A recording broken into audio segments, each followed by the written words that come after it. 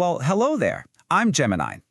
So you've probably heard about China's lying flat movement, right? It's this whole generation just pushing back against the crazy pressure of a super competitive society. But what happens when a generation gives up not just on the competition, but on the future itself? Well, something kind of similar, but also very, very different is happening right now in Russia. So what's Russia's version of lying flat? Here's the thing. They don't really have one single catchy phrase for it. It's more like a whole collection of ideas that all point to this really quiet but super widespread sense of just disengaging from society. And this is where you really see the key difference. See, in China, lying flat is a kind of passive resistance. It's a protest against the system that's just demanding way too much. But in Russia, it's something else entirely. It's a total abandonment of any and all expectations from the system. Think about that. It's not a protest at all. It's a retreat.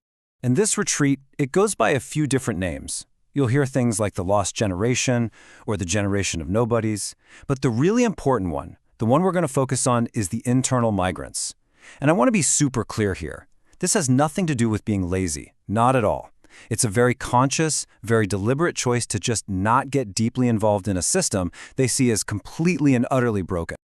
Okay, so how did we get here? How does an entire generation get to this point?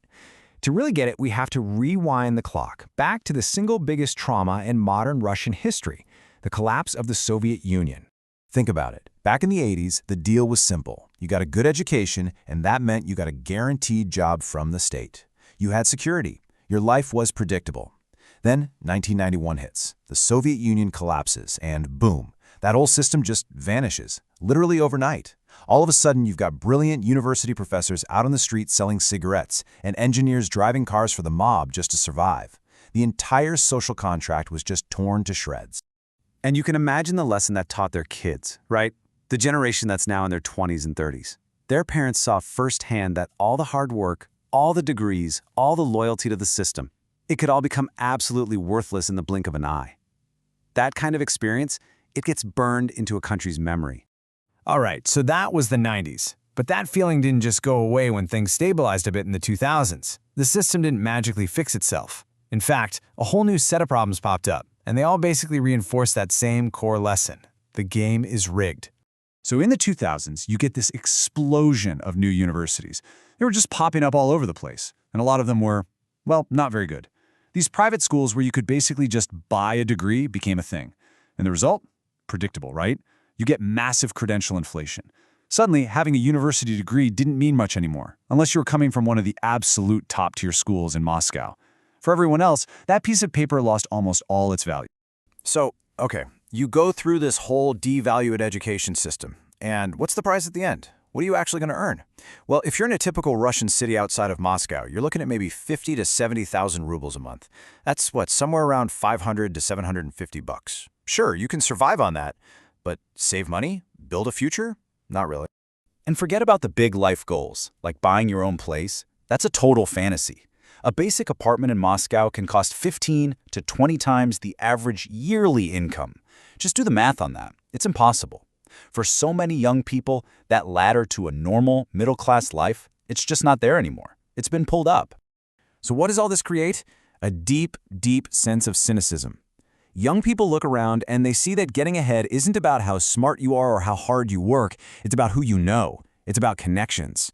And if you're not in that club, you're playing a totally different game, a game you can't win.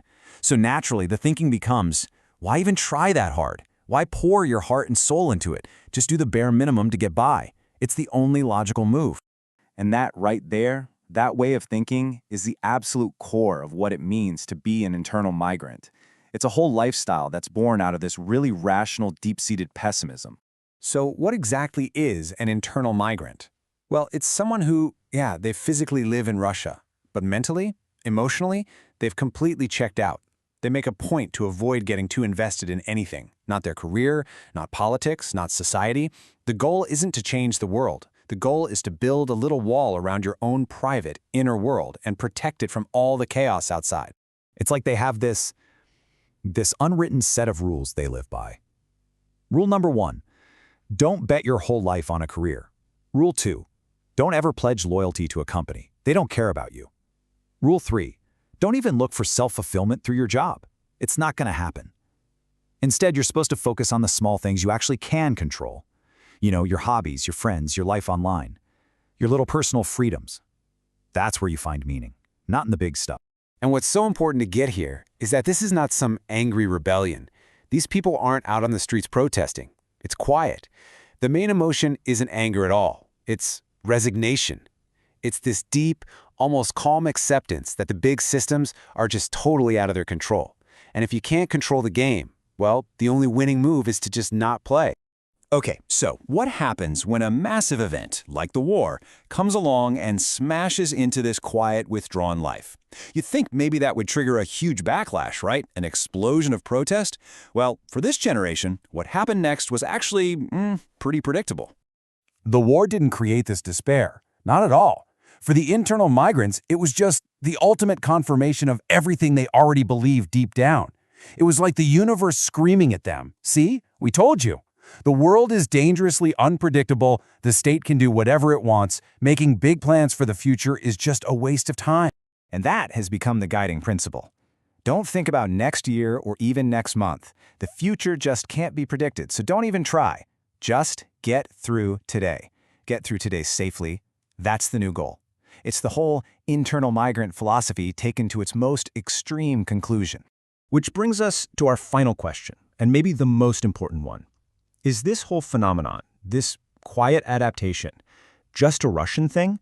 Or could it be a preview of something much, much bigger? So let's circle all the way back to where we started. Remember China's lying flat? That's a quiet protest against a system that asks too much. But what's happening in Russia, this internal migrant idea, it's something totally different. It's not a protest. It's an intelligent, calculated adaptation to protect yourself from a system you see as totally random and potentially dangerous. And that leaves us with a really big question. In a world that feels increasingly uncertain for everyone, with all the economic instability, the crazy politics, could this Russian model of quiet adaptation be the future?